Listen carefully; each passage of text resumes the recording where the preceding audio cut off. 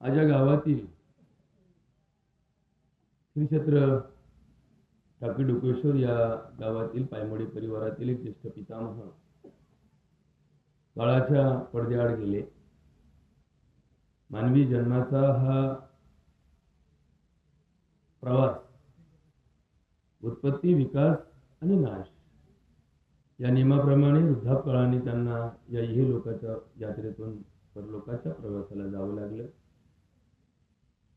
परंतु धर्मशास्त्राच्या नीतीप्रमाणे मरणोत्तर प्रवासाचा हा मार्ग सुखाचा व्हावा, त्यांच्या आत्म्याची गती ही सद्गतीमध्ये परिवर्तित व्हावी म्हणून आपण जे काही धर्मकार्य करतो त्यातील हा एक विधी, त्याला पिंडदान विधी म्हणतात, दशक्रिया विधी म्हणतात, किंवा या इहलोकाच्या प्रवासातला शेवटचा निरोप देण्याचा प्रसंग म्हणतात.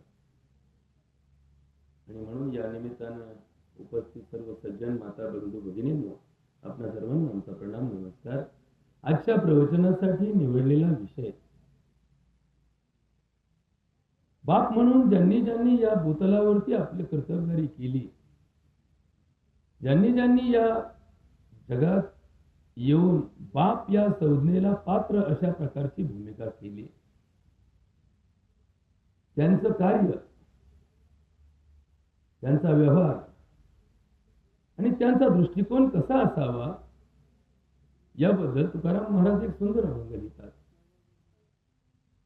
जगी ऐसा बाप व्हावा, त्याचा वंश मुक्तीला जावा. पोटी येता हरे तापा, ज्ञानदेव म्हणे बापा. मुळीच बाप असता ज्ञानी, तशीच जन्मलो आम्ही घाणी. तुका म्हणे आम्ही पोटीचे बाळ, माझी पुरवावी जन्माची याळ. सज्जन हो, संत आणि संतांचं साहित्य, तुकाराम महाराज आणि त्यांचे अभंग हे व्यवहारात प्रत्येक प्रसंगाला दृष्टांत देणारे असतात. आज एक बापाचा अंत झालाय, एका कुळाचा वेल पसरून हा बाप आज परलोकाच्या प्रवासाला चाललाय. मग आम्ही सुद्धा एक बाप या संज्ञेने जगतोय ना. आम्हाला सुद्धा विचारलं जातं ना, तुम्हाला मुलं किती, नातवंड किती, परतंड किती, तुमचा मुलगा काय करतो, तुम्ही काय करत होते, तुम्ही आता काय करता. मग हा धर्म तुमच्या कोणत्या कर्माला मान्यता देतो आणि कोणत्या कर्माला धर्माचा विरोध आहे हे आम्हाला जर कळलंच नाही तर आम्ही आमच्या आयुष्यात धर्म आणि अधर्म यांचं सांगडी, यांचा विवेक आमच्या बुद्धीला करता येणार नाही. आणि मग धर्म म्हणजे झेंडा नाही, धर्म म्हणजे कुठली तरी एखादी संघटना नाही, धर्म म्हणजे कुठला तरी समुदाय नाही.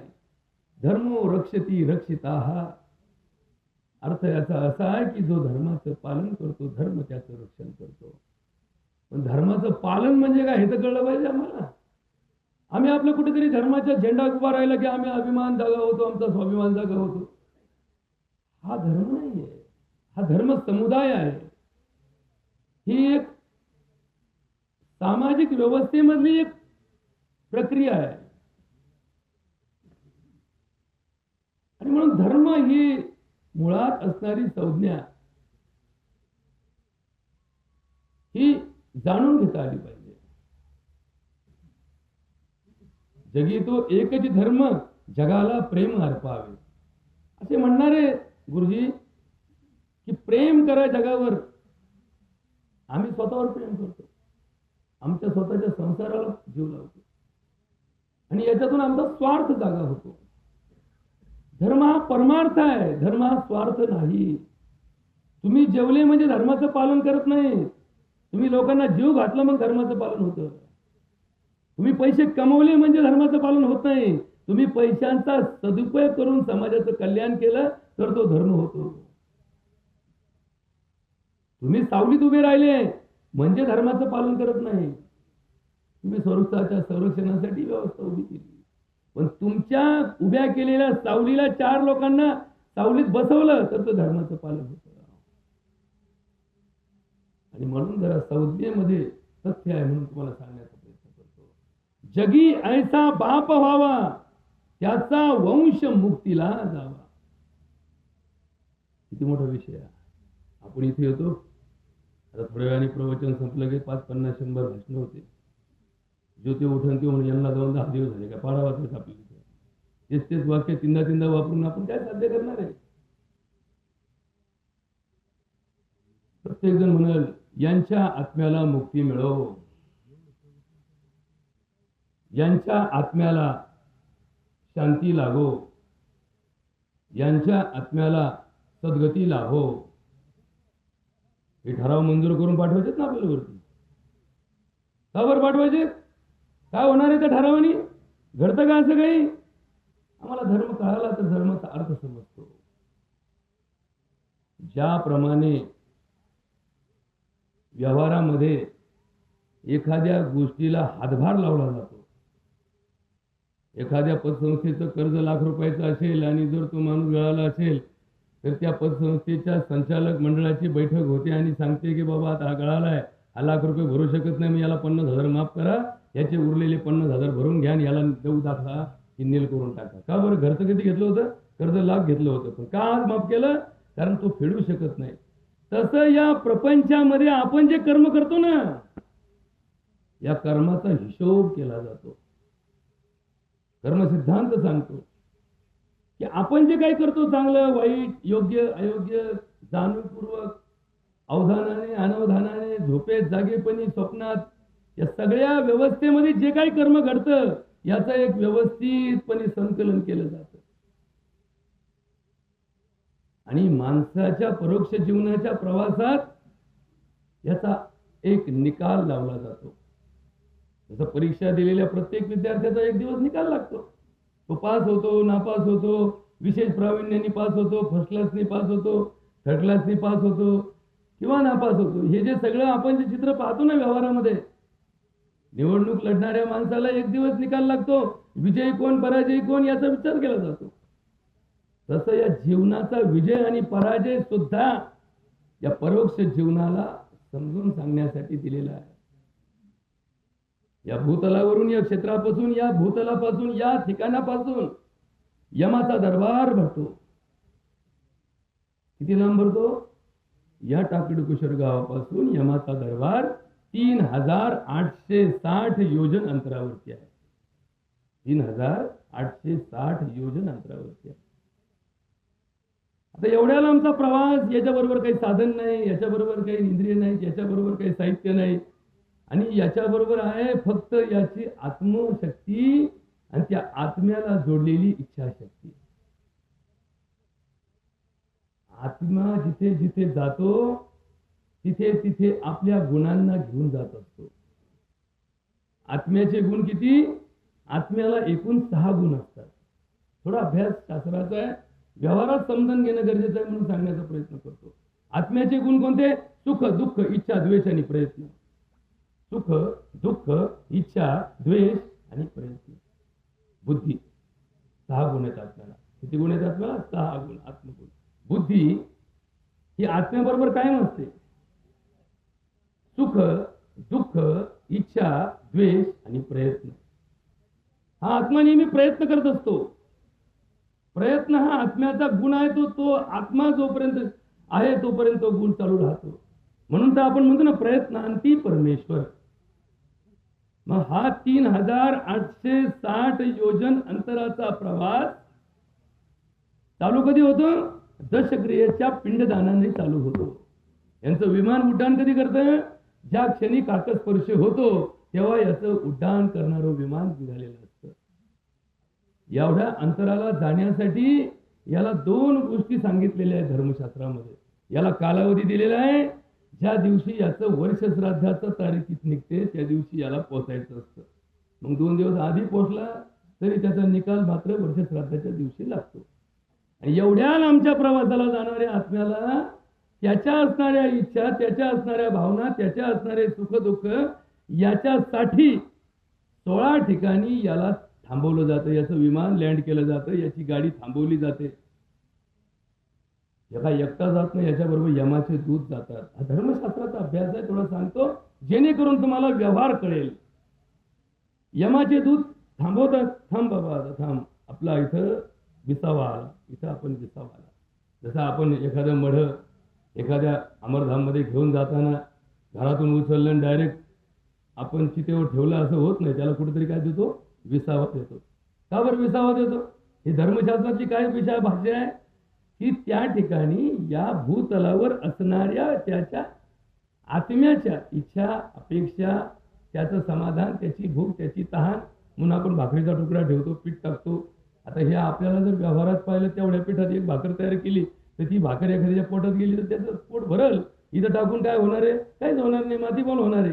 पण आपण ती ठेवतो, ती भावना, ती इच्छा आपल्याकडे एक मार्ग दाखवते की तो जरी या शरीरापासून बाजूला गेला असेल तरी तो आत्मा या भूतलावर आहे आणि त्या आत्म्याचा तो भाग आपण त्याच्या इच्छा आकांक्षा पूर्ण करण्यासाठी ठेवतो. आणि मग या 16 ठिकाणी या आत्म्याच्या प्रवासात याला थांबे दिलेले आहे, थांबा. आणि मग तिथे त्याला तहान आहे, भूक आहे, ऊन आहे, वारा आहे, श्रम आहे, श्रम परिहार आहे, सुख आहे, दुःख आहे, त्याच्या इच्छा आहे, त्याचा द्वेष आहे. याच्यासाठी आम्ही आमच्या धर्म कार्यामध्ये 16 वेळा, वर्ष श्राद्धापर्यंत 16 वेळा अन्नदान करतो. बाप गेला असेल तर बापाच्या नावाने एक बाबा आणतो, त्याला घरात बसवतो, त्याला जेव खाऊ घालतो, त्याला तृप्त करतो, धर्म सांगतो. जर तो तृप्त झाला तुझ्या घरात जेवून तर तुझ्या परलोकाच्या प्रवासाला चाललेला तुझा बाप तृप्त होत आहे.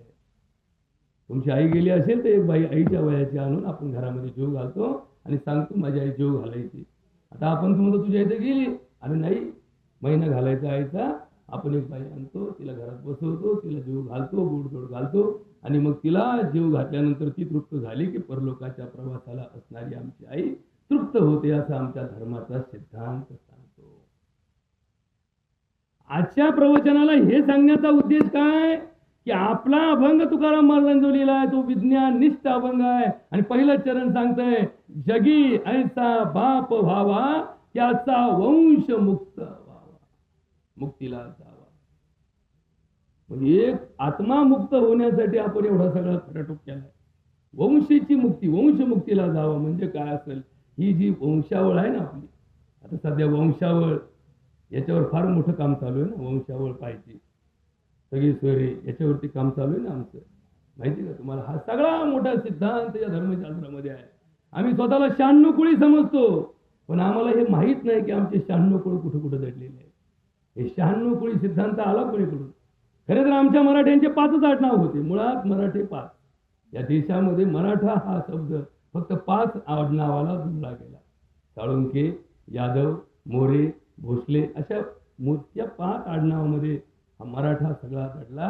आणि त्या 5 आडनावाचे उप आडनाव पडत पडत पडत पडत पडत ज्याच्या त्याच्या कार्यानुसार त्याला आडनावं पडले गेले. आता प्रत्येक आडनावाची उत्पत्ती जर शोधली तर तुमच्या लक्षात येईल की त्या आडनावाची ताकद काय. जसं बघा आमचं आडनाव पडलं गंधे, आता आम्ही याचा शोध लावत चाललो, कसा गंधे झाले, आमचा गंधे झाला कोण, आमचं आडनाव होतं काय, आम्ही झालो कसे?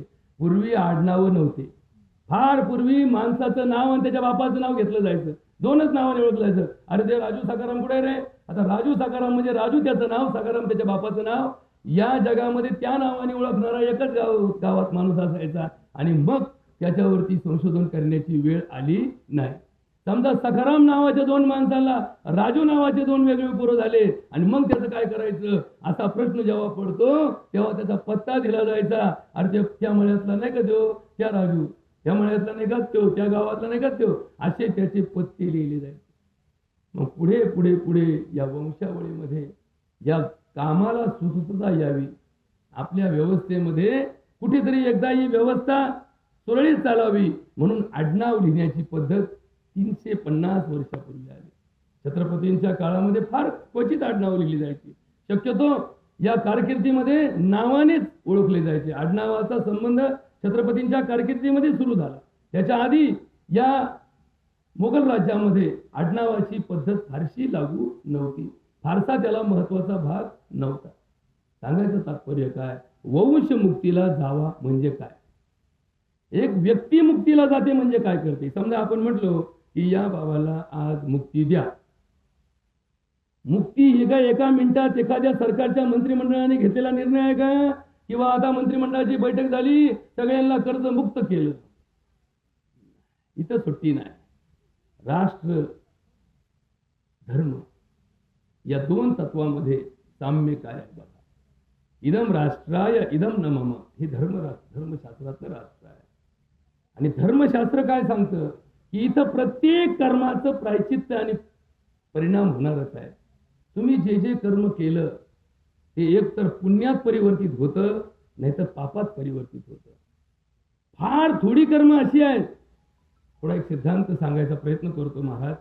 तुम्ही सगळे सुज्ञ माणसं आहात आणि खरं तर हा मुळातच पायमोडी परिवार हा पारमार्थिक परिवार आहे. या परिवाराची परंपरा फार जुनी आहे की परमार्थामध्ये, अध्यात्मामध्ये यांची जी वंश परंपरा आहे ही पिढ्यानपिढ्या परमार्थिक साधनेमध्ये आहे. आणि त्यामुळे तुम्हाला या गोष्टीचं सूत्र थोडं समजावं या दृष्टिकोनातून समजून सांगण्याचा प्रयत्न करतो की मुळात मुक्ती ही 3 अर्थाने समजून घेण्याची गरज आहे. हा मुक्त असणारा जीव जेव्हा जन्माला येतो तेव्हा तो शरीराने युक्त होतो. मुक्त आम्ही जेव्हा जन्माला येतो, जन्माचा सिद्धांत काय? शुक्र आर्तव आत्मा संयोगे धारी जीवितम, ही वेदाने दिलेली व्याख्या आहे. शुक्र अर्थ स्त्री बीज पुरुष बीज यांचा संयोग आणि तिथे आत्म्याचा प्रवेश ही आमच्या जन्माची खरी कहाणी आहे. म्हणजे स्त्री तत्व, पुरुष तत्व आणि त्याच्यामध्ये आत्मतत्व जोपर्यंत प्रवेश करत नाही तोपर्यंत आमचा जन्म होतच नाही. मग हा आत्मा जो आमच्या जन्माच्या वेळी आमच्या या शरीरात प्रवेश धारण करणारा झाला, तो आधी कसा होता? तो आधी मुक्त होता. कसा होता? मुक्त होता. कुठल्या तरी जीवातून मुक्त होऊन या 84 लक्ष योनीच्या फेऱ्यातून पहिल्या जन्माचे सर्व कर्म, त्याच्या कर्माचे असणारे सगळे फळं, त्याचे असणारे पुण्याचे फळं, पापाची फळं, हे सगळं भोगून शेवटी त्याच्या वाट्याला संचित राहिलेलं पुण्य एवढं जमा झालं की त्याला मनुष्य जन्म प्राप्त झाला. आता हे तर तुम्हाला सांगायला फार मोठ्या महाराजाची गरज नाही, हे तर आपण सगळे सिद्धांत रोज वाचतो. मग हा मुक्त जीव या जन्माला युक्त होऊन आला. कशाच्या युक्त होऊन आला? शरीराला धरून आला. शरीरे त्या वांछा मृणाम चतुर्विधा बुभुक्षाच पिपासा सुसुप्ता सुरत स्पृहा. महाराज नीट ऐका बारीक. शरीर आणि आत्मा काय झाली? यांची युती झाली. हे घट्ट झाले एकमेकाला. पण ही युती, आघाडी हे काय टिकणाऱ्या गोष्टी असतात का? नाही, कालानुरूप असतात. ज्याला जशी गरज, शरीराला आत्म्याची गरज, आत्म्याला शरीराची गरज.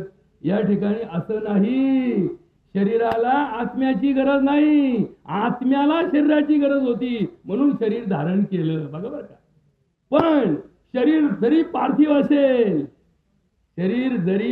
असेल, तर शरीर मात्र आपल्या मागण्या पूर्ण केल्याशिवाय शांत बसत नसतं.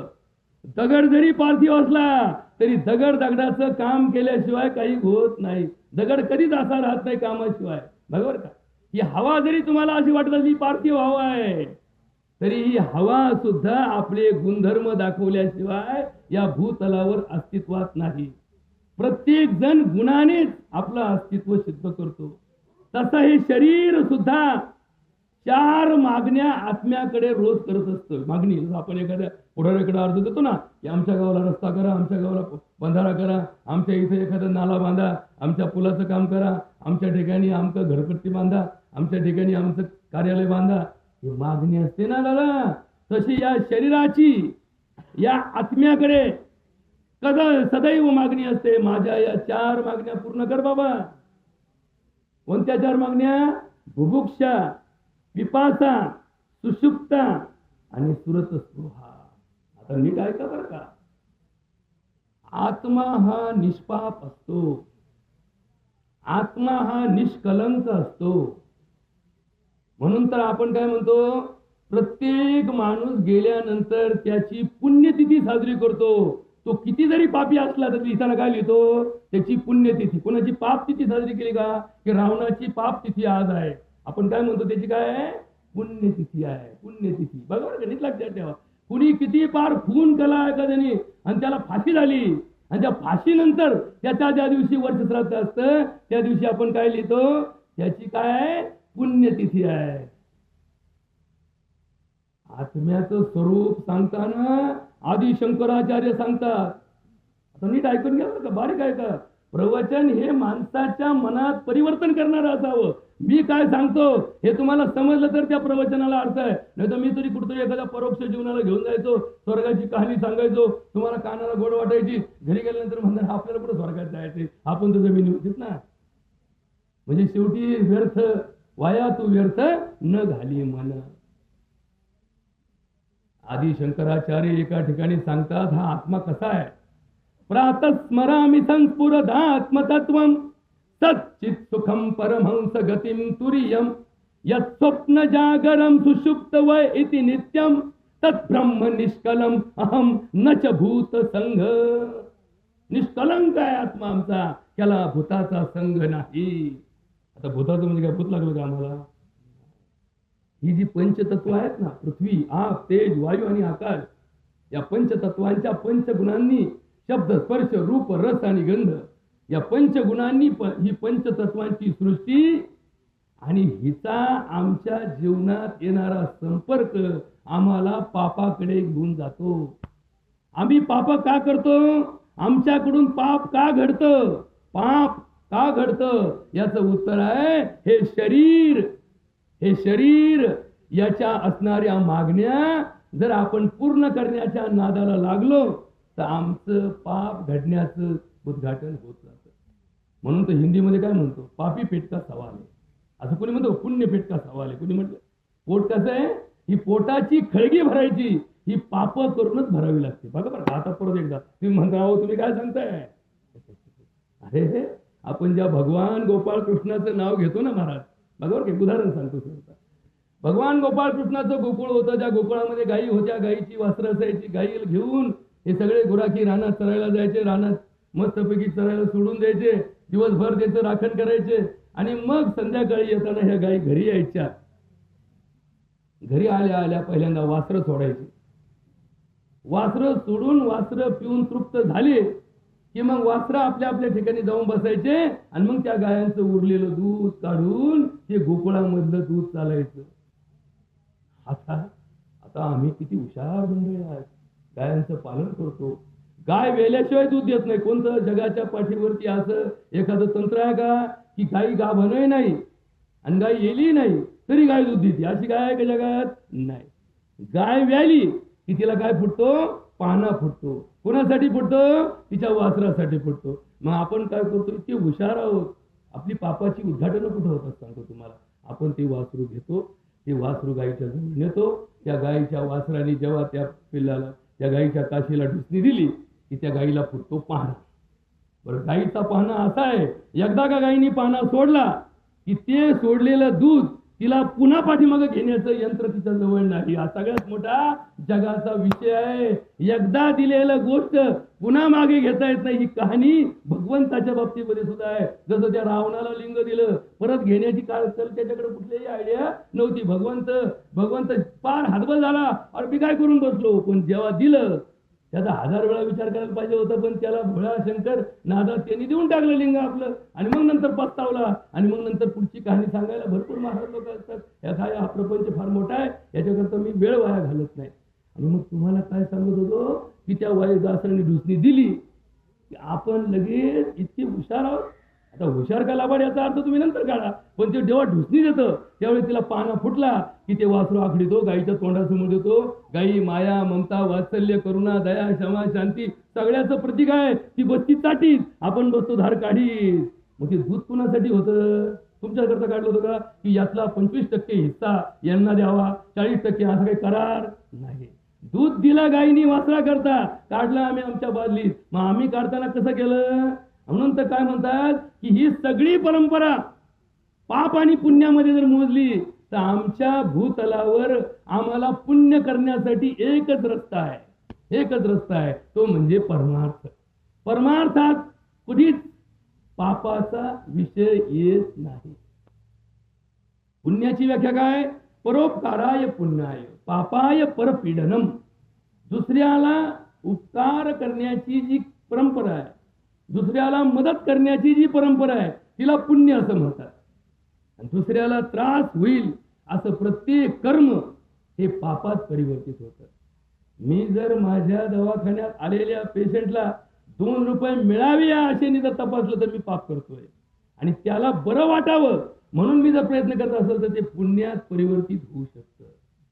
आता मग आम्ही पुण्य करतो का पाप करतो? एखाद्या दुकानदाराला गिऱ्हाईक आलं, त्या गिऱ्हाईकाला दिलेली वस्तू तिला नफा किती कमवावा याचं सुद्धा शास्त्र धर्मामध्ये दिलेलं आहे. धर्मामध्ये जी वर्णन केलेली शास्त्र आहे, 6 शास्त्र, 4 वेद, 6 शास्त्र, 18 पुराण, 1180 उपनिषद, 5000 ब्राह्मणके, 6000 अरण्यके, 27 लघुकथा, 9 महाकथा, एवढा प्रपंच आपल्या धर्मामध्ये फार जुना आहे. आणि त्यात आता नामदेवापासून ज्ञानदेव महाराजापर्यंत, ज्ञानदेव महाराजापासून आत्ताच्या पर तुकडोजी महाराजापर्यंत, साईबाबापर्यंत असणारी सगळी जीवनाची ही गाथा पोथ्याची परंपरा, हा सगळा प्रपंच मानवाच्या कल्याणासाठी आहे. आपण फक्त काय करतो? पुस्तक दिसलं का पाया पडतो, ज्ञानेश्वरी दिसली का पाया पडतो. नामा म्हणे ग्रंथ श्रेष्ठ ज्ञानेश्वरी, एक तरी ओवी अनुभवावी. अनुभव शून्य. आमचा अनुभव काय? शून्य. इथं बसणाऱ्याचा अनुभव किती? शून्य. काय नाही, फक्त बोलायचं, फक्त बोलायचं. छान आहे, बस बस. तुम्ही पुण्य करा. अहो, एखादा महाराज एखाद्या दाव्याला प्रवचनात सांगतो, जाताना माणूस काहीच घेऊन जात नाही, सगळं इथं ठेवून जायचंय. हे सांगण्यासाठी किती घेऊन गेला ते नका विचारू, ते नका विचारू, त्याच्यावर काही लक्ष देऊ नका. हे आम्ही सांगत राहू, फक्त जाताना आम्ही आमची मात्र इच्छा पूर्ण झाल्याशिवाय हलत नाही. मग असा कोणता प्रपंच आहे की लोक सांगे ब्रह्मज्ञान, आपण मात्र कोरडे पाषाण. हा विषय नीट समजून घ्या की त्याचा वंश मुक्तीला जावा म्हणजे तो एकटा नाही, त्याच्या वंशात पुढे 10 पिढ्या जे जन्माला येतील ते त्याच्या कर्मावरती मुक्तीला जावे. बघा, बऱ्याच वेळा एखादा आजा कर्तबगार असतो. नीट ऐकून घ्या महाराज, हे कधी संपवायचं ते पण सांगा बरं का, नाही तर विनाकारण आपला हा प्रपंच आणि आपला हा विस्तार कुठे जायला थांबत नाही. शेवटी आपल्याला कुठे थांबायचं, किती वाजता बंद करायचं याची जरा कल्पना दिली म्हणजे मला खर्च घ्यायला बरं जाते. रेल्वे सारखी ही पण एकाएकी ब्रेक लावलं तर पलटी होती, त्याच्यामुळे इथं सुद्धा ब्रेक लावून लावून लावून कुठेतरी एका ठिकाणी मोडान सोडावं लागतं. त्या पद्धतीने थोडंसं कल्पना द्या. म्हणजे हा काय व्यावहारिक भाग आहे, यामध्ये काय मी कितीही सांगितलं तरी परिवर्तन होईल त्याची खात्री नाही, आणि मी थोडं सांगितलं तरी परिवर्तनाला संधी नक्की मिळेल. तर हा जो भाग आहे, एखादा आजा इतका कर्तबगार असतो की त्याच्या कर्तबगारीची फळं नातू टाकत असतो. बरोबर. आता हे थोडं तुम्हाला जिथे जसा अर्थ काढायचा तसा अर्थ काढा तुम्ही तुमच्या पद्धतीने. मला त्याच्याबद्दल काही म्हणायचं नाही मी कोणाला, म्हणजे यामध्ये कोणाचा एखादा उदाहरण नाही देत तुम्हाला. असा एखादा आजा असतो की ज्याच्या कर्तबगारीची फळं नातू टाकत असतो, आणि त्या कर्तबगारीवर नातवाला एखादी जबाबदारी मिळते, पण नातवाला ती पेलवत नाही, आणि मग पुढे तो आजाने केलेला सगळा त्याचा उद्योग तो पाण्यात जातो. असं बऱ्याच वेळा घडतं, बऱ्याच ठिकाणी घडतं, बऱ्याच वेळा घडतं की जे पुढच्या मागच्या पिढीचं पुण्य पाप आहे ते तुम्हाला आयतं मिळतं. मग असंही बऱ्याच ठिकाणी घडतं, आजा पापी होता, नातवाने किती पुण्य केलं तर ते समाज म्हणतो अरे हे तुला माहिती कोणाचं नातू आहे, तर त्याचा नातू आहे बरं का. बघा बरं का, नीट ऐकून घ्या. म्हणजे केलं आजानी, भरतो कोण? नातू भरतो. म्हणजे तुमचं कर्म फक्त तुमच्या एकट्यालाच कामाला येतं असं नाही. तुमचं कर्म तुमच्या खानदानीला, तुमच्या वंशाला, तुमच्या परिवाराला, तुमच्या आडनावाला आणि तुमच्या गावाला एक तर रोशन करतं, त्याची प्रतिष्ठा वाढवतं, किंवा तुमच्या नावाला, तुमच्या आडनावाला, तुमच्या गावाला, तुमच्या वंशाला बदनाम करतं. एखाद्या ठिकाणी एखादा चोर येतो आणि आपण हिस्ट्रीमध्ये बसलेला असतो, पेपरला बातमी असते की अमुक अमुक ठिकाणी जबरी चोरी झाली, चोर धरला, चोराचं नाव आणि चोराचं आडनाव आणि गावाचं नाव येतं. आता ते शेजारचा माणूस पेपर वाचित असतो, आपण आपलं भामट्यासारखं खाली मान घालून बसत असतो, आणि ती म्हणतो अहो तुमच्या गावचं ते बघा बघा बघा. मान अपमानामध्ये आपण अपमान कधीच जवळ घेत नाही बरं का. आपण म्हणतो अहो ते फक्त नावाला आमच्या गावचे, ते गावात नाही राहत, ते कुठेतरी तिकडे लांब राहते. आणि त्याच्या उलट एखादा माणूस ऑलिम्पिक मध्ये सुवर्ण पदक मिळवतो आणि आपण पेपर वाचत असतो, शेजारी झोपेला असतो, आपण उठ उठ उठ बघ हे ऑलिम्पिकचं पदक आहे ना, ह्यो माणूस आमच्या गावचा आहे. तो विचारतो कुठं राहतो, तो राहतो मुंबईला, पण ह्याचा बाप आमच्या गावात राहायचा, ह्याचा आजा आमच्या गावात राहायचा. म्हणजे मोठेपण आम्ही आमच्याकडे घेतो, कमीपणा आम्ही झटकून टाकतो. नाही नाही नाही, आमचा याचा काही संबंध नाही, याच्या बापापासून आम्ही बोलत नाही. का? अपमान कुणी सहन करीत नाही. मान मात्र आपण कोणाचा असला की लगेच जवळ करतो. मान माझ्या जवळ असावा, अपमान माझ्यापासून दूर असावा. मान अपमान जन करिता काळ अनुकूल अथवा प्रतिकूल, परी सोडू नये आपले धैर्य बळ. अनाचारी मन केवळ ने बाटू सर्वता, अखंडवाणी हरिस्मरणी सुख विश्रांती कीर्तनी. संत म्हणती मनुष्य जन्म दुर्लभ. हा मनुष्य जन्म पाप करण्यासाठी पण नाही आणि पुण्य करण्यासाठी नाही. हा मनुष्य जन्म फक्त धर्माचं पालन करण्यासाठी आहे. म्हणून तुकाराम महाराज काय म्हणतात, धर्माचे पालन करणे पाखंड खंडन, हेच आम्हा करणे काम. बीज वाढावया नाम, तीक्ष्ण उत्तरे हाती घेऊन बाण फिरे, नाही भीड भार. तुका म्हणे साना थोर. आता थोडं चिंतन सांगतो, जरा नवीन आहे म्हणून सांगतो. कर्माचे किती प्रकार असतात? कर्माचे 4 प्रकार असतात. आता हे कदाचित बऱ्याच जणांनी पहिल्यांदाच ऐकलं असेल. कर्माचे 4 प्रकार असतात. एक असतं पुण्यकर्म, एक असतं पापकर्म, एक असतं पाप पुण्य कर्म. म्हणजे पापही घडतं आणि पुण्यही घडतं, मिक्सर. आपण त्याला हायब्रिड म्हणतो ना संस्कृतमध्ये, संकरित कर्म. काही पुण्य काही पाप असं मिक्सर असतं. पण चौथं कर्म आहे त्याला म्हणतात अपाप अपुण्य कर्म. पापही नाही पुण्य नाही तरी कर्म चालू आहे, असं कर्म जिला घडतं त्याला परमार्थ म्हणतात. माऊली एका ओवीमध्ये म्हणतात, तो कर्म करी सकळे परी कर्म बंधान आकळे, जैसे न सिंपे जळी जळे पद्मपत्र. महाराज एक चिंतन सांगतो, जर तुम्हाला ते पटलं तरच तुमच्याकडून परमार्थाची दिशा कळेल. नाही तर आपण नको त्या गोष्टीला परमार्थ म्हणतोय आणि खरा परमार्थ जिथं करायची वेळ येते तिथं आपण मागं सरकतो. बघा बरं का, लक्षात ठेवा. परमार्थ परमार्थ परमार्थ म्हणजे काय? आपण कुठेतरी अन्नदान करतो, एखाद्या ठिकाणी आपण एखादं शेड उभारायला मदत करतो, एखाद्या मंदिराला लाख रुपयाची देणगी देतो आणि आपण घरी जाऊन निवांत झोपतो, मी परमार्थ केला. याचा परमार्थाशी काही संबंध नाही. हा व्यवहार आहे. काय व्यवहार आहे? हे प्रार्थना गुरुदेव से यह स्वर्ग सम संसार हो, अति उच्चतम जीवन बने परमार्थमय व्यवहार हो. हा परमार्थमय व्यवहार आहे. व्यवहार आहे 2 रुपये देणं. पण जर कंसात एक वाक्य लिहिलं, हे लाख रुपये जे ते मंदिराला दिले हे आणले कुठून, याचं उत्तर जर काढायला गेलात तर हे पैसे यातला रुपया घ्यायच्या लायकीचा नसतो. बघा, नीट लक्षात ठेवा. नीतीने कमवा, रीतीने खर्च करा आणि प्रीतीने दान करा, ही खरी सिद्धांताची भाषा आहे. नीतीने कमवा.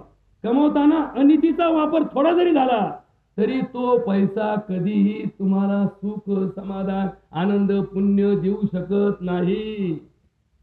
एका डॉक्टरने एका पेशंटला तपासल्यानंतर किती पैसे घ्यायचे हे फक्त आणि फक्त डॉक्टरच्याच हातात असतं. तिथं जर त्याचं चिंतन चुकलं तर त्याच्याकडून घडणारं कर्म हे पुण्यात परिवर्तित होईल का पापात परिवर्तित होईल याचं उत्तर त्याला चांगलं माहीत असतं. अरे आपण किती जरी दिवसभर जगामध्ये टंका फिरवला की सगळं जगाने नाव घेतलं, फार चांगलं आहे, फार हुशार आहे, फार परमार्थिक आहे, फार पुण्यवान आहे, फार दानशूर आहे, फार हुशार आहे, फार जगाच्या कल्याणासाठी आदबतोय, हे जरी जग म्हटलं तर त्या रात्री झोपताना त्याचं मन त्याला सांगतं, अरे भामट्या झोपायला चालला काय, जगाला भजलो काय, मला कशी फसवशील. बघा, लक्षात ठेवा, हे मन नावाचं तत्व ज्याला चिटकलंय, हे तत्व तुम्हाला कधीही आत्मशांत देणार नाही. सगळ्या जगाने तुमची स्तुती केली, तुम्हाला पुरस्कार दिला, आदर्श नागरिक पुरस्कार, सगळ्या गावाने टाळ्या वाजवल्या, तुम्ही कुठेतरी कोपऱ्यात बसलेला आहात आणि तुम्ही स्टेजवरती चाललाय, सगळं गाव स्तुती करते, टाळ्या वाजवते, वा वा वा वा काय भारी माणूस आहे, याचं मन म्हणतं भामटे सांग यांना तुझ्यासारखा लवाड जगात कुणी नाही, तुझ्यासारखा भामटा जगात कुणी नाही. अरे चोरा काय पुरस्कार घेतो सांग जगाला, मी लायकीचा नाही. कोण म्हणतं? याचं मन म्हणतं. बरं हा जगाने समजा तुम्ही जर मला म्हटले भामट्या गब्बस तुम्ही काय करीन, एक हात उचलीन, मला भामट्या म्हणतो का? आता आमचंच मन आम्हाला जर भामट्या म्हटलं याची काय, त्याची देता कोणाच्या बाजूनी? म्हणजे आपलंच पोरग आपल्या उलटलं तर जगाला सांगता काय कहाणी? अशा प्रकारची परंपरा आणि इथंच सगळा घोटाळा आहे. म्हणून तर पायमोडी सर भगवद्गीतेमध्ये सर्वात श्रेष्ठ माणूस कोणता, सर्वात श्रेष्ठ माणूस या जगावर जन्माला आलेला सगळ्यात श्रेष्ठ माणूस कोणता, त्याला भगवद्गीतेने सांगितलंय चित्तप्रज्ञ माणूस. कोण माणूस? चित्तप्रज्ञ.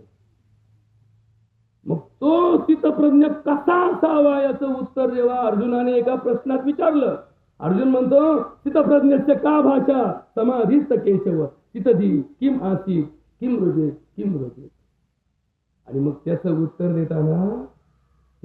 देताना भगवान कृष्ण सांगतात तो माणूस सर्वात श्रेष्ठ असतो, तो माणूस चित्तप्रज्ञ असतो. कोणता? प्रजहाती यदा कामान सर्वान पार्थ मनोगतान आत्मनी आत्मना तुष्टा चित्तप्रज्ञस्य तदुच्यते. खूप छोटं उदाहरण देतो बरं. कसं छोटं उदाहरण देतो. आपणच आपल्या आत्म्याला तृप्त करण्याचा विषय घेऊ शकतो. आपला आत्मा कधीही जगातल्या कोणत्याही प्रसंगात कोणत्याही द्रव्याने कोणत्याही मूर्त रूपाने तृप्त होऊ शकत नाही. म्हणून तर आपण आयुष्यात जन्माला आल्यापासून मरेपर्यंत शांत शब्दाचा वापर करत नाही. आजचा दिवस तुमचा शांत जावो असं कोणी म्हटलं कधी? पण जे गेले त्यांना काय म्हणतो? यांच्या आत्म्याला काय लागो? शांती लागो. ही शांती कुठे मिळत असते? कोणत्या बाजारात मिळते? या जन्मात शांती शब्द नाही, मृत्यूनंतर शांती आहे. जन्मात का शांती नाही? कारण जन्म मुळातच एखादा माणूस खेळायला उतरला आणि खेळाडूचा खेळ आहे, एक 20 ओव्हरची मॅच आहे आणि त्याच्याकडे बॅट दिली आणि तो म्हटला काही झालं चालेल 20 ओव्हर आउट व्हायचं नाही. त्याला पुढच्या सामन्यात घेतील का? नाही. त्याला म्हणतील ह्यानी मॅच घातली, यांनी मग सेंचुरी आणली, पण यांनी जेव्हा जे पाहिजे ते केलं नाही, मॅच गेली. हा परत आउट झाला नाही. हा जर आउट झाला असता तर पुढच्या खेळाडूंनी सामना जिंकून दिला असता. म्हणजे नीट बघा बरं का, नीट बघा. म्हणजे तुम्ही किती दिवस जगले याच्यानुसार तुमच्या आत्म्याला मुक्ती मिळते असं नाही. आणि तुम्ही कमी दिवस जगले म्हणजे तुमचा अर्ध्यावरती डाव मोडीला, म्हणजे तुमची मुक्ती अडकली असं नाही. आता याच्यामध्ये सुद्धा खूप काही चिंतनाचा भाग आहे. मुक्ती शब्द फार मोठा आहे. जिवंतपणे सुद्धा मुक्ती मिळवण्याचा मार्ग आमच्या धर्मशास्त्राने सांगितलेला आहे.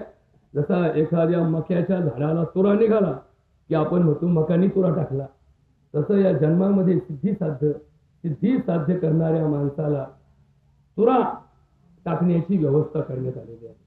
तुरा त्याला काय म्हणतात? तुरीय अवस्था म्हणतात. समाधीच्या अवस्थेमध्ये तुरीय अवस्था म्हणतात. आणि ती तुरीय अवस्था याची देही याची डोळा याच जन्मात करता येते. हे अनेक सिद्ध पुरुषांनी सिद्ध करून दाखवले.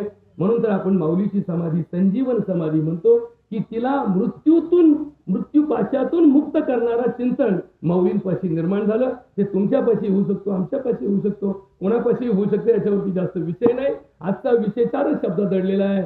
बाप म्हणजे काय, बापाचं कार्य म्हणजे काय, आणि बापाच्या कार्यातून त्याची तर मुक्ती होणारच आहे, पण त्याच्या वंशाची मुक्ती करण्याची ताकद कशी काय निर्माण झाली बघा. आता मुक्ती हा शब्द मुळातच या जीवाला जरी मृत्यू झाला, या शरीरापासून तो जीव मोकळा झाला तरी तो या इहलोकाच्या प्रवासात मुक्त होत नसतो. त्याच्या इच्छा, त्याच्या अपेक्षा याचा सगळा प्रपंच त्याच्या आत्म्याबरोबर असतो. आणि जो जीव अडकलेला आहे, ज्याचा जीव अडकलेला जीव मुक्तीच्या प्रवासाला जात नऊ शकत नाही. तो अडकतो.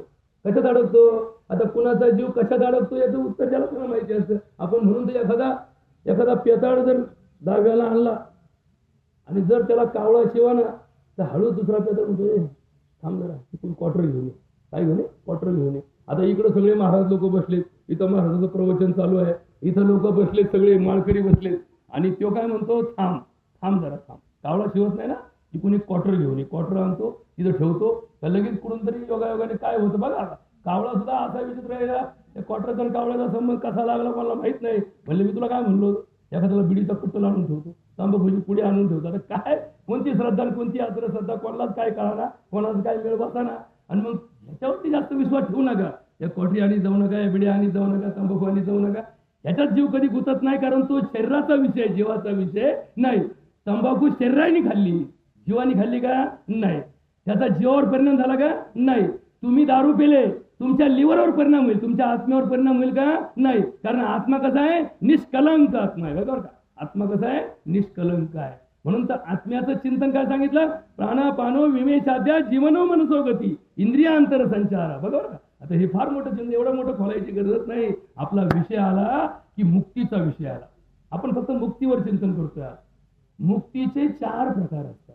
म्हणून तर काय सांगितलं, देवाची याद्वारी उभा क्षणभरी मुक्ती चारितेने साधी. किती मुक्ती साधल्या, 4 मुक्ती. 4 कोणत्या कोणत्या, सालोक्य, सामिप्य, सारूप्य, सायुज्य, सलोकता, समीपता, स्वरूपता, संयुजता.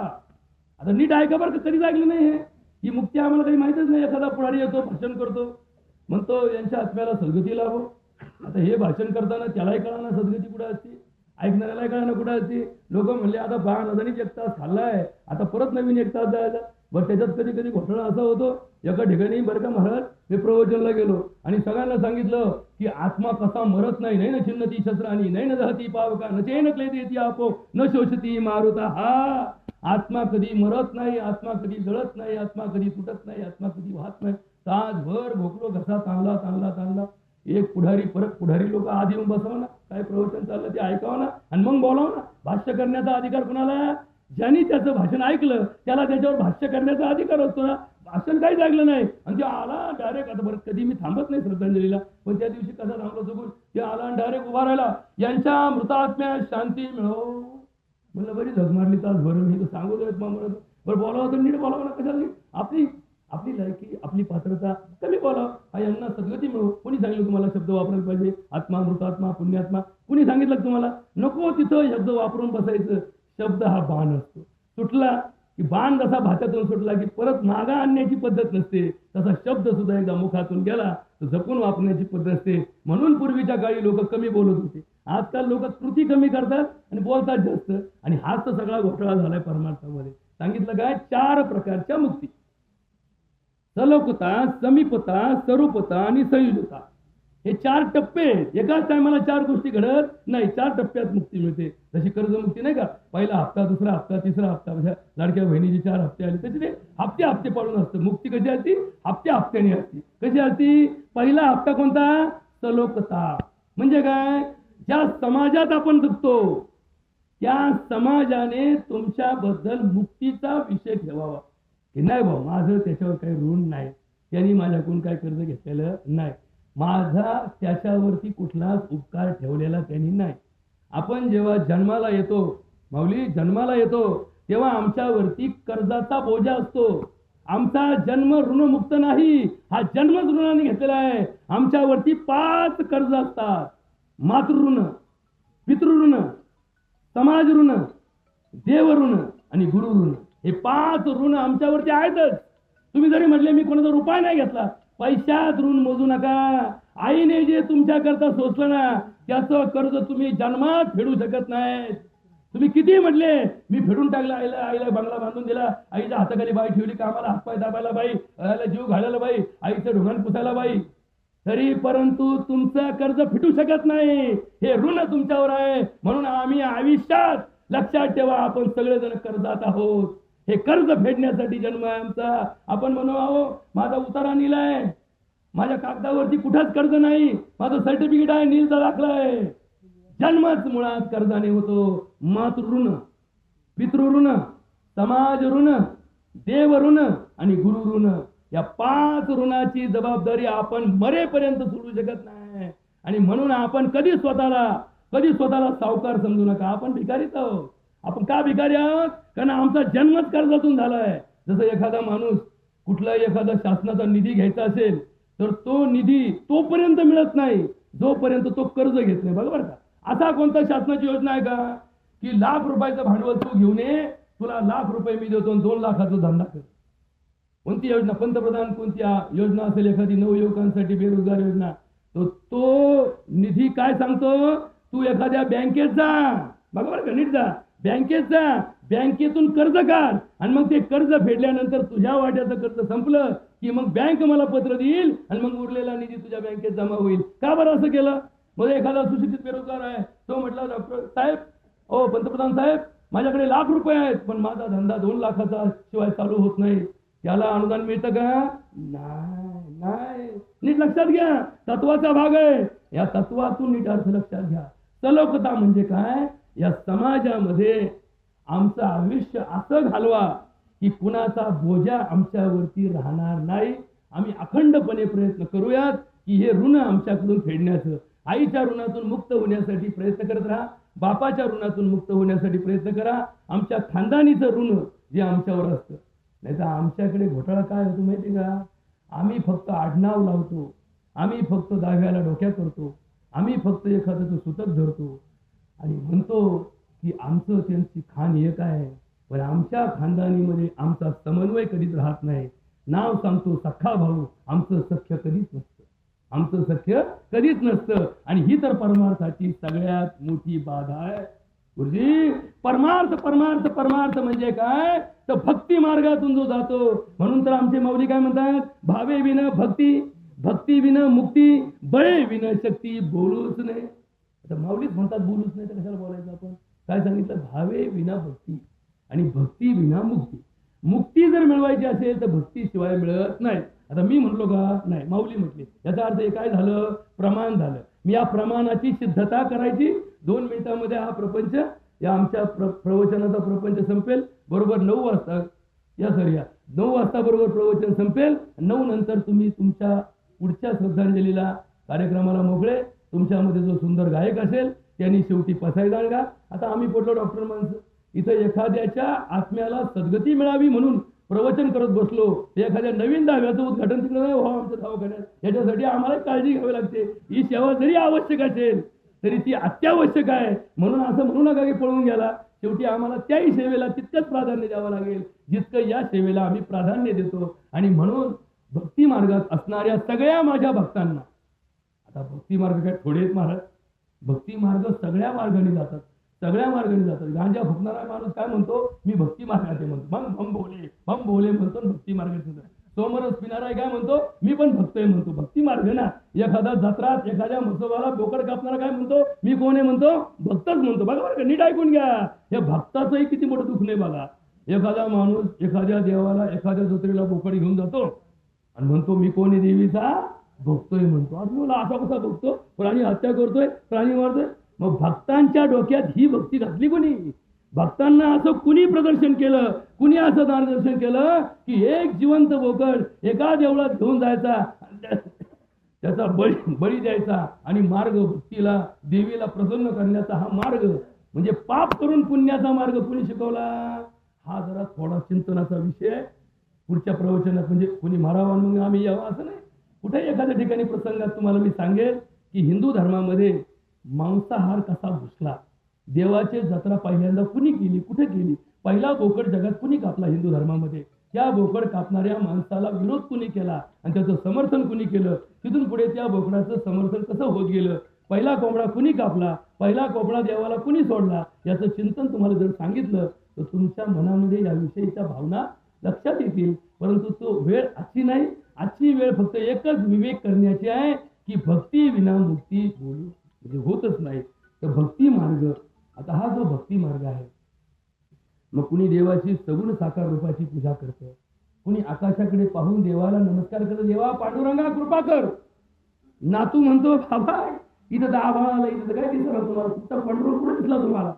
बघ बरं का, एक माणूस घरामध्ये चहाला दूध नाही, परंतु घरात असलेलं पावशेर दूध पाठच घेऊन जातो आणि देवाला पंचामृत वाहतो, अभिषेक करतो. सून उठती म्हणती बाबाला येड लागले, पोराला दूध पाजलं सोडून इकडे देवाच्या लागला देव पुजवायला बसला. इथं घरात कालवणात तेल नाही आणि तिथं देवाला तेल ओतीत बसला.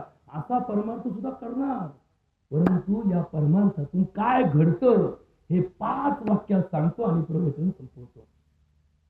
का? कारण जो अभंग आपण प्रवचनाला घेतला तो मुळातच तुकाराम महाराजांचा अभंग मुक्तीबद्दल आहे. जगी ऐसा बाप व्हावा, त्याचा वंश मुक्तीला जावा. पोटी येता हरे तापा, ज्ञानदेव म्हणे बापा.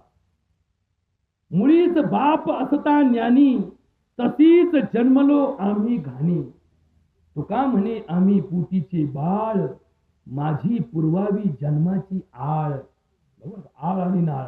नाळ म्हणजे जी आईला जोडली ती नाळ, आणि आळ म्हणजे आळ. आळ आपण म्हणून आळ काढलं, आळ घेतलं.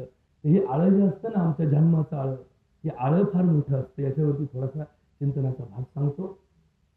ही मुक्ती जी असते ना, ती भक्तीशिवाय मिळत नाही. आणि भक्ती म्हणजे फक्त देवाचा एक प्रसंग, देव आणि देवाची पूजा केली म्हणजे भक्ती घडते असं नाही. भक्तीसाठी अंतःकरणामध्ये भावना असावी लागते. देवाच्या भक्तीला खर्च किती येतो? 0 रुपये. देवाच्या भक्तीचा प्रसाद किती रुपयाला मिळतो? 0 रुपयाला मिळतो. देवाच्या भक्तीतून किती पैसे उरतात? 0 रुपये उरतात. बरोबर का? पूर्णमिदं पूर्णमदं पूर्णात् पूर्णमुदच्यते पूर्णस्य पूर्णम आदाय पूर्णम एव अवशिष्यते. याच्यातही जास्त वेळ घालत नाही, थोडा वेळ सांगतो. भक्ती करायची असेल तर काहीच लागत नाही, फक्त लागतात अंतःकरणातले भाव. माऊली म्हणतात, म्हणून तर भावे विना भक्ती. कांद्याचा भाव किती असू द्या, भक्ती तीच असते. बटाट्याचा भाव किती असू द्या, भक्ती तीच असते. साबुदाण्याचे भाव वाढले म्हणून भक्ती कमी झाली का? नाही. भक्ताच्या अंतःकरणात भाव पाहिजे. कोणते भाव पाहिजे? पंचभावाने भक्ती करावी. किती भावाने भक्ती करावी? पंचभावाने. ज्याच्या अंतःकरणात हे 5 भाव आहे त्याची भक्ती फळाला जाते. ज्याच्या अंतःकरणात हे 5 भाव नाही त्याला भक्ती करता येतच नाही. तो कोट्यावधी रुपये घालून एखादी भक्ती करू द्या, त्याची भक्ती निष्फळ असते. आणि पंचभावाने केलेली भक्ती ही फळाला जाते. पंचभाव कोणते? शांत भाव, दास्य भाव, सख्य भाव, माधुर्य भाव आणि वात्सल्य भाव. शांत भाव, शांती रूपे नवे कुणाचा वाईट, वाढवी महत्व वडिलांचे. तुका म्हणे हेची आश्रमाचे फळ, परमपद बळ वैराग्याचे. शांत भाव. प्रसंग कुठलाही असला तरी शांत राहणारा माणूसच भक्ती करू शकतो. नाहीतर त्याच्या डोक्यात गणगण असते. एका ठिकाणी एक गंमत सांगू तुम्हाला. एक माणूस देवाच्या दारात गेला, देवळात गेला गुरुजी सर, आणि त्यांनी 1000 रुपयाची कालच चप्पल आणून ठेवली होती. चप्पल बाहेर काढली आणि देवाच्या देवळात गेला. आता त्या देवळात अतिरेकी बसले होते. त्या अतिरेक्यांनी गोळ्या झाडल्या. गोळ्या झाडल्यानंतर याच्या अंगाला गोळी लागली. 4 जण मेले आणि ह्यो मेलाच नाही. लोक म्हणले कमून मरा ना? अहो म्हणले याचा जीव त्या चपलात गुंतला होता, म्हणून याला गोळी घातली ते मेला नाही. कारण याचा जीव कुठं होता? चपलात जीव होता. याचं दर्शन कुठं चाललं? देवाचं. जीव कुणीकडे? चपलात गुंतला. तसं आमच्या बुद्धीत आमचे घांगशेन आमचे गणगणी असतात ना, आमच्या गणगणीत आम्ही दर्शन घेतो. आणि बघा हे पोराचं लागण्याचं बरोबर का, आपण पंढरपूरला पायी जातो बरं का, महिनाभर घालतो तिथं देव. आणि तिथं गेलो का त्या देवापुढे जाऊन मुक्ती मिळायच्या ऐवजी आपण काय करतो? आपली यादी वाचतो. देवा हे निवडणूक आली बरं का, देवा तुझ्याकडे आलो बरं का, देवा आलो, देवा गेल्या टायमाला नाही जमू दिलं, या टायमाला मात्र आपला खटका तेवढा जमून दे. आता देवाला काय घेणे? त्याचं मतदार यादीत नाव आहे का? नाही. त्याला काही त्याचं माहिती का? काही नाही. देवाच्या दारात कशासाठी जावं? देवाची याद्वारी उभा क्षणभरी चारी मुक्ती तिने साधी येणार. देवा किती संकट आलं तर माझी हिंमत हरू देऊ नको, ही मागणी देवाला योग्य आहे. पण देवा मग कर्ज काढलं की माफीचा आदेश निघू दे आणि माझं कर्ज मुक्त होऊ दे. आता असेच पुढवीत चला, असेच लोकांचे पुढीत चला. यातच परमार्थ समजा, लोकांचं देणं चुकवा आणि परमार्थाची कास धरा. असा कोणता परमार्थ तुमच्या बापाने शिकवला हे तुम्हीच पहा आणि तुम्हीच करीत राहा. आमचं त्याच्याशी काही घेणं नाही. शांत भाव, दास्य भाव. जिथे जाल तिथं तुम्ही कोण पाहिजे? दास्य भाव पाहिजे. हरीची या दासा हरी दाही दिशा. तुकाराम महाराज म्हणतात, नको ब्रह्मज्ञान आत्मस्थिती भाव, मी भक्त तू देव ऐसा करी. दावी रूपमज गोपिका रमणा, ठेवू दे चरणावरी माथा, पाहिनी श्रीमुख देणी आलिंगन, जेने लिंबलोन उतरीन. जास्त सांगत नाही, कारण ज्याला समजलं त्याला सगळं पाठ आहे, आणि ज्याला नाही समजलं त्याला मी किती घोगलं ते म्हणतो काय मला काय कळलं नाही. शास्त्र भाव, दास्य भाव, सख्य भाव.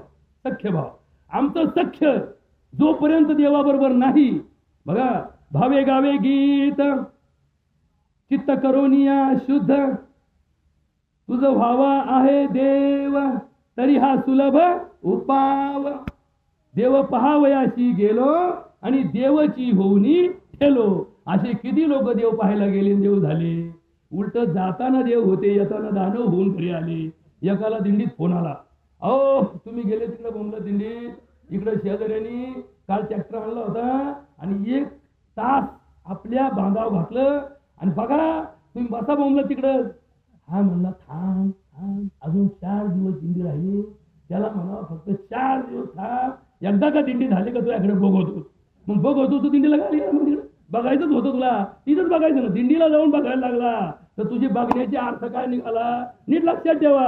एखादा माणूस देवळात बसतो, त्याच्या डोक्यात वासना जागी होते, हा म्हणतो नको नको, देवाच्या दारात पाप नको, देवाच्या दारात पाप नको. मग देवाच्या दारात पाप नको याचा अर्थ देवाचं दार सोडलं याचं पाप उद्घाटन करायला याला काय नारळ फोडावं लागत होतं का? आता पापाचं उद्घाटन चालू झालं? नाही नाही नाही. जसा देवाच्या सावलीतून बाजूला गेला, जसा दत्ताच्या उमराच्या झाडापासून बाजूला सरकला, तसा पापाचा धनी झाला. मग देवाने सगळ्या जगावरती उमराची झालकाने सावलीकाने ठेवली, म्हणजे पापापासून सगळे मुक्त झाले असते. पण घोटाळा असा आहे, आमचे माऊली आणि आमचे तुकाराम महाराज हे का सांगत होते, जळी स्थळी काष्टी पाष्ट्यानी परमेश्वर आहे. का म्हणायचे? कारण परमेश्वर जिथे मानला तो पापापासून मुक्त झाला.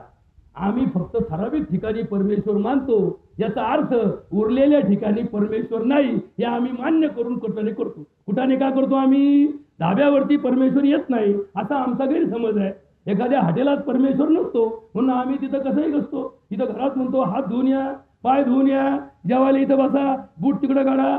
धाब्यावाला कधी तुम्हाला म्हणला की बूट काढून जेवायला बसा? तो उद्या असाय म्हणून तुला कालवणाला वाटी नको, बुटात काढायचं का? काढ बूट, तुझ्या बुटात वाढून देतो, पार्सल घेऊन जा घरी. त्याला काय घेणं पडलं, त्याला 2 रुपयासाठी काढायचं चांगला. म्हणून लक्षात ठेवा, देव कुठे नाही अशी भूतलावर जागाच नाही, हे लक्षात ठेवा. आणि म्हणून सांगितलं शांत भाव, दास्य भाव, सख्य भाव, माधुर्य भाव, मधुरता. मधुरता ही दैवी गुणाची संपत्ती आहे. मधुरता मुखी अमृताची वाणी, देह देवाचे कारणी, सर्वांग निर्मळ, चित्त जैसे गंगाजळ, तुका म्हणे जाती तापे दर्शनी. शांत भाव, दास्य भाव, सख्य भाव, माधुर्य भाव आणि शेवटी सांगितला वात्सल्य भाव.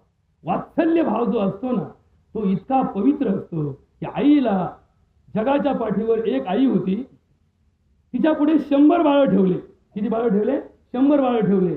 तिचं बाळ नव्हतं, तिचं बाळ त्या 100 मध्ये नव्हतं. तिला पानं फुटेल का? फुटणारच नाही, फुटणारच नाही. तिला पानं का फुटला नाही? कारण तिचा वत्स तिथे नव्हता, वत्स तिथे नव्हता, तिचं वात्सल्य तिथे नव्हतं. ती जगामध्ये एखाद्या शाळेमध्ये एक शिक्षिका, गुरुजी एक शिक्षिका तिच्या 5 महिन्याच्या डिलिव्हरीच्या कालावधीनंतर हजर झाली. ती अंगणवाडीला शिकवते. तिच्याकडे 1 वर्षापासून 3 वर्षापर्यंत सगळे बालक विद्यार्थी म्हणून शिकायला आहेत. आणि तिचा मुलगा तिला शाळेत डिस्टर्ब नको म्हणून तिच्या सासूकडे घरी बसलाय, घरी झोपलाय. त्या दिवसभर ते मुलं पाहून त्या शिक्षिकेला पाना फुटेल का? फुटणार नाही, कारण तिचा वत्स नाही, तिला वात्सल्य नाही. तसा देव आणि आमच्यामध्ये हा भाव असला पाहिजे, अंतःकरणामध्ये भाव असला पाहिजे. आणि याच्यासाठी आमच्यामध्ये नम्रता असली पाहिजे. तुकाराम महाराज म्हणतात, नीचपणा बरवे देवा, नचले कुणाचा दावा, महापुरे झाडे जाती, तेथे लव्हाळे राहती, येता सिंधूच्या लहरी, नम्र होता जातीवरी. तुका म्हणे कळ, पाया धरिल्या नचले बळ.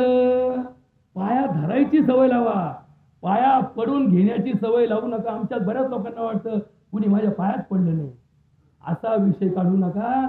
आपण सकाळपासून कुणाकुणाच्या पाया पडलो याच्याकडे लक्ष देत चला. पण आमचं बुद्धी अशी रावणासारखी की लोकांनी यावं माझ्या पाया पडावा, अशी आमची पारमार्थिक संस्कृती नवीन जोपासली. महाराजाचं कीर्तन 10 मिनिटाचं आणि दर्शन 16-1 तासाचं. आता आमचे बुटाचे वाद घेऊन तुमचं कल्याण कसं होईल? मनी घेता अर्थ तिचा, बरोबर का? पिता नवे पारायणासी, वाचता वाट दावी जनासी, समूळ बदलवी जीवनासी, मनी घेता अर्थ तिचा. अशा पंचभावाने, शांत भाव, दस्य भाव, सख्य भाव, माधुर्य भाव आणि वात्सल्य भाव, या पंचभावाने भक्ताने काय करावी? भक्ती करावी. भक्तीचे मार्ग किती? 9 मार्गाने भक्ती करावी. किती मार्गाने? 9 मार्गाने. कोणते? श्रवणम, कीर्तनम, पादसेवनम, विष्णुस्मरणम, अर्चनम, दास्यम, सख्यम, आत्मनिवेदनात, 9 भक्ती मार्गाने आचरेत. तुम्ही कुठेही गेले आणि कशी केली तर भक्ती किती मार्गात होते? 9च मार्गात होते. भक्तीचा 10वा मार्ग अजून जगात निघाला नाही. असा बायपास, असा हायवे, असा समृद्धी मार्ग निघाला नाही की ज्या मार्गाने भक्ती होईल. जगात कुणी कुठेही कशी भक्ती केली तर किती भक्ती आहे, या 9 पैकी 1 भक्ती होते. म्हणून सगळ्या भक्तांना माझी विनंती आहे की अंधश्रद्धा, अधर्म, अज्ञान याला दूर ठेवा आणि आपल्या अंतःकरणामध्ये हे 5 भाव सदैव जागृत राहतील याच्यासाठी प्रयत्न करा. या पंचभावाने या भगवंताच्या कोणत्याही रूपाची भक्ती करा. सर्व अन्यत परित्यज्य शरीरस्य अनुपालयेत शरीरस्य प्रनष्टस्य सर्वम अन्यत विनश्यन्ति. आता फार विशेष तत्व निघालं. सहज सांगतो की आम्ही धर्मामध्ये 6 शास्त्र जाणतो, 6 शास्त्र मानतो, परंतु हिंदू धर्मामध्ये एकूण 12 शास्त्र आहेत. हे ऐकून घ्या. हिंदू धर्मामध्ये एकूण 12 शास्त्र आहेत. त्याच्यापैकी 6 शास्त्र हे वेदाला प्रमाण मानणारे आहेत आणि 6 शास्त्र हे वेदाला प्रमाण मानत नाहीत. आता वेदाला प्रमाण मानत नाही याचा अर्थ ते शास्त्र नाही असं नाही. जसा एखादा पक्ष असतो, त्या पक्षात 4 नेते असतात. त्या 4 नेत्यापैकी एक नेता, एका नेत्याला मानणारा समुदाय असतो, तो त्या पक्षात असतो, पण तो दुसऱ्या नेत्याला मानित. तशा प्रकारची ही परंपरा आहे की या धर्मशास्त्रामध्ये 6 धर्मशास्त्र अशी आहेत की ज्यांना वेद प्रमाण मानण्याची परंपरा दिलेली नाही. म्हणून त्यांना नास्तिक शास्त्र असं म्हटलेलं आहे. त्या नास्तिकांपैकी चार्वाक नावाचा एक ऋषी या भूतलावर होऊन गेला. त्याने चार्वाक दर्शन नावाचं शास्त्र लिहिलं. त्या शास्त्रामध्ये त्यांनी म्हटलं की सगळ्याचा त्याग करा, शरीराचं रक्षण करा. शरीर नीट असेल तर तुम्ही जगताल आणि तुम्ही जगले तरच तुम्ही परमार्थ कराल. नाही तर तुम्हीच मेले तर परमार्थ तुमच्याच्याने घडणार नाही. आता 2 विरोधाभासी तत्व एका ठिकाणी सांगितलं तुकाराम महाराजांनी, देह जावो अथवा राहो पांडुरंगी दृढ भाव. आणि एकीकडे चार्वाक सांगतो सर्वम अन्यत परित्यज्य शरीरस्य अनुपालये शरीरस्य प्रनष्टस्य सर्वम अन्यत विनश्यन्ति. आता हा जो आजचा काळ आहे, आजचा काळ हा संक्रमणाचा काळ आहे. कशाचा काळ आहे? संक्रमणाचा काळ आहे. या देहाला उपद्रव करणारे लाखो गोष्टी या भूतलावरती आज डोकं वर काढून बसलेले आहेत. लाखो गोष्टी. या माणसाला पूर्वी डायबिटीस फार कमी असायचा. या देशामध्ये 5000 वर्षापूर्वी चुकून माकून एखाद्या परिवारात डायबिटीस घुसायचा. आज घराघरात डायबिटीस घुसलाय. ब्लड प्रेशर घराघरात गेले, अटॅक घराघरात यायला लागले. या व्हायरल जंतूचा जो प्रादुर्भाव आहे तो इतक्या प्रमाणात वाढलाय की माणसाची अक्कल बंद झाली. माणसाला अकाली मरण यायला लागलं. आणि म्हणून याच्यावरती चिंतन करणं आवश्यक आहे. याच्याला चिंतन करण्याची वेळ नाही.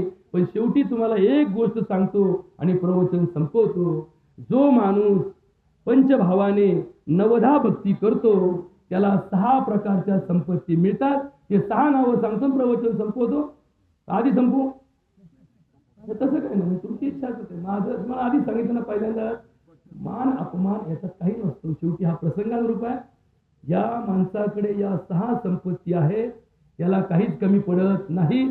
ज्याच्याजवळ गुरुजी या 6 संपत्ती नाहीत त्याला किती असलं तरी त्याचं भागत नाहीत. म्हणून माऊली म्हणतात न्यूनही पुरते अधिकही सरते संसारी. या 6 संपत्तीचे फक्त नावं सांगतो. बाकीच्या त्याचा उहापोह प्रपंच तुम्ही ग्रहपाठात करा. ग्रहपाठ फार महत्वाचा असतो. परमार्थामध्ये वर्गपाठ फार कमी असावा, ग्रहपाठ जास्त असावा तर परमार्थ घडतो. 6 संपत्तीची नावं सांगतो आणि प्रवचन संपवतो. शम, दम, तितिक्षा, उपरती, श्रद्धा आणि समाधान. या 6 संपत्ती 9धा भक्ती पंच भावाने करणाऱ्या माणसाला मिळतात. ज्याला जगात कुठंच कमी नाही. ज्यांच्याकडे ही भाव नसतील त्यांनी किती परमार्थ केला त्याला या संपत्ती मिळत नाही. या पुण्यात त्याला सद्गती लाभो. ही